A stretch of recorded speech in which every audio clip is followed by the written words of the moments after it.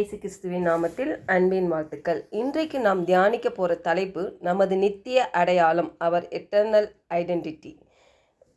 வசனம் பிலிப்பியர் 3:20. நம்முடைய குடியிருப்போ பரலோகத்தில் இருக்கிறது, அங்கே இருந்து கர்த்தராய் இருக்கிற இயேசு கிறிஸ்து என்னும் இரட்சகர் வர எதிர்பார்த்து கொண்டிருக்கிறோம். பவுல் இங்கே சொல்லுகிறார், நம்ம எல்லோரும் கிறிஸ்துவுக்குள் எப்படி இருக்கிறோம்னா உயர்ந்த குடியுரிமையை கொண்டுள்ளவர்களாக இருக்கிறோம். இந்த உயர்ந்த குடியுரிமையை எப்படி நம்மளுக்கு கிடைச்சது பார்த்தீங்கன்னா, எபேசியர் 2:18. அந்தபடியே நாம் இரு திறத்தாரும் ஒரே ஆவியினாலே பிதாவினிடத்தில் சேரும் ஸ்லாக்கியத்தை அவர் மூலமாய் பெற்றிருக்கிறோம். இந்த எபேசியர் 2ஆம் அதிகாரம் படிக்கும் பொழுது தெரியும், அதாவது விருத்த சேதனம் உள்ளவர்கள், விருத்த சேதனம் இல்லாதவர்கள், இங்கே 2 பேரை தான் இங்கே சொல்லுது. இரு திறத்தாரும் ஒரே ஆவியினாலே பிதாவினிடத்தில் சேரும் ஸ்லாக்கியத்தை இயேசு கிறிஸ்துவின் மூலமாய் நாம் பெற்றிருக்கிறோம். கிறிஸ்துவுக்குள்ளாய் நம்ம எல்லாரும் ஒரே கோத்திரத்தை சேர்ந்தவர்கள், யூத கோத்திரத்தை சேர்ந்தவர்கள், வேற எந்த கோத்திரமும் கிடையாது. கிறிஸ்துவுக்குள் நம்ம எல்லாம் ஒரே கோத்திரம், நம்ம எல்லாம் ஒரே குடும்பம். பாருங்க, சர்வ வல்லமை உள்ள தேவனின் குமாரர்கள் குமார்த்தைகள் என்று பார்க்கிறோம். அவருடைய அன்புனால நேசிக்கப்பட்டிருக்கிறோம். இயேசு கிறிஸ்துவின் ரத்தத்தினால் நாம் கழுவப்பட்டிருக்கிறோம். நாம் இடத்துல இருக்கிறதுக்கு காரணம் பாருங்க, நம்ம பூமிக்குரிய அடையாளத்திற்கு மேலாக பரலோக அடையாளத்தை கண்டதுனால தான் பாருங்க, நம்ம கிறிஸ்துவுக்குள்ளாக அவருடைய பிள்ளைகளாகிய குமாரர்களாக குமாரத்தைகளாக நாம் இருக்கிறோம். குடியுரிமை பரலோகத்திலிருந்து நம்மளுக்கு கிடைத்திருக்குது. நாம் பரலோகவாசிகள். பரலோகத்தில் பார்த்தீங்கன்னா ஒரே ஒரு டினாமினேஷன் தான் இருக்குது, ஒரே ஒரு பிரிவு தான். அதாவது நாம் உன்னதமான தேவனின் பிள்ளைகள், மகன்கள், மகள்கள். அதுதான் நம் நித்திய அடையாளம். நாம் இயேசு கிறிஸ்துவுக்கு சொந்தமானவர்களாக இருக்கிறோம் இல்லையா? நம்ம என்ன சாப்பிட்றோம், என்ன கலரில் இருக்கிறோம், என்ன மாதிரியான குடும்ப பின்னணியிலேருந்து வந்திருக்கோம் பாருங்கள், எல்லாத்துக்கும் காட்டிலும் நம்ம இயேசு கிறிஸ்துவுக்குள்ளே இருக்கிறோம். அப்போது நம்ம எல்லாரும் ஒரே குடும்பம். நாம் எல்லோரும் கிறிஸ்துவின் சரீரத்தில் ஒற்றுமையாக இருக்க வேண்டும். நாம் ஒரே குடும்பம், அவருடைய பிள்ளைகளாய் இருக்கிறோம். யோவான் 10:27, என் ஆடுகள் என் சத்தத்திற்கு செவி கொடுக்கிறது, நான் அவைகளை அறிந்திருக்கிறேன், அவைகள் எனக்கு பின் செல்லுகிறது.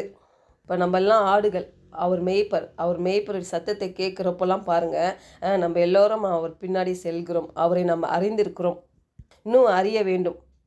பாருங்கள், யோவான் 17:3, ஒன்றான மெய் தேவனாகிய உம்மையும் நீர் அனுப்பினவராகிய இயேசு கிறிஸ்துவையும் அறிவதே நித்திய ஜீவன். அப்போது நித்திய ஜீவன் என்பது தேவனையும் இயேசு கிறிஸ்துவையும் அறிகிற அறிவில் வளருது தான் நித்திய ஜீவன்.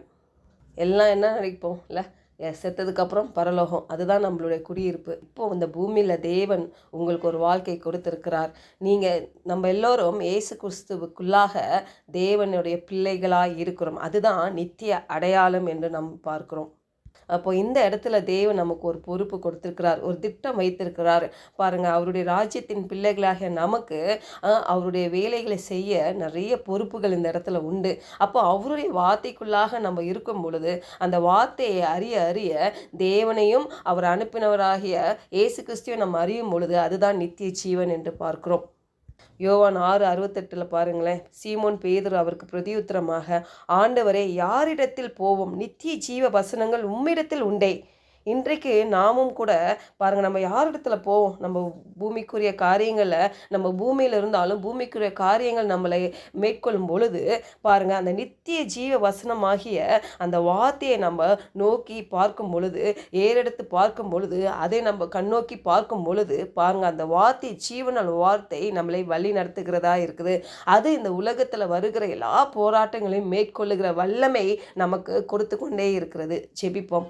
பரலோக தகப்பனே, இந்த காலை வேளையில் நாங்கள் தியானித்தது போல் ஆண்டவரே, அப்பா, நாங்கள் தேவனுடைய பிள்ளைகளாய் இருக்கிறோம் என்பதை அந்த நித்திய அடையாளம் என்று பார்த்தோம் ஆண்டவரே. அந்த தேவனுடைய பிள்ளைகளாய் நாங்கள் ஆண்டவரே, அப்பா, உம்மை போல் அன்பு உள்ளவர்களாய் ஆண்டவரே, உம்முடைய சத்தத்துக்கு நாங்கள் செவி கொடுத்து ஆண்டவரே, உம்மை அறிகின்ற அறிவில் நாங்கள் வளரவும், உம்முடைய வார்த்தைக்கு நாங்கள் செவி சாய்த்து பின் செல்லவும் ஆண்டவரே எங்களை விட்டு கொடுக்கிறோம். உம்முடைய அபிஷேகத்தையும் வல்லமை பெற்றுக்கொண்ட நாங்களும் இயேசு கிறிஸ்துவுக்குள்ளாக அந்த அதிகாரத்தை பயன்படுத்தி இந்த பூமியில் நாங்கள் வெற்றியுள்ளவர்களாய் ஆண்டவரே உம்முடைய திட்டத்தை முடிக்கிறவர்களாய் ஆண்டவரே பரலோக வாசிகளாய் உம்முடைய ராஜ்யத்தை கட்டும்படியாக எங்களுக்கு அனுகிரகம் பாராட்டும்படி இயேசுவின் நாமத்தினால் ஜெபிக்கிறோம் நல்ல பிதாவே. ஆமென்.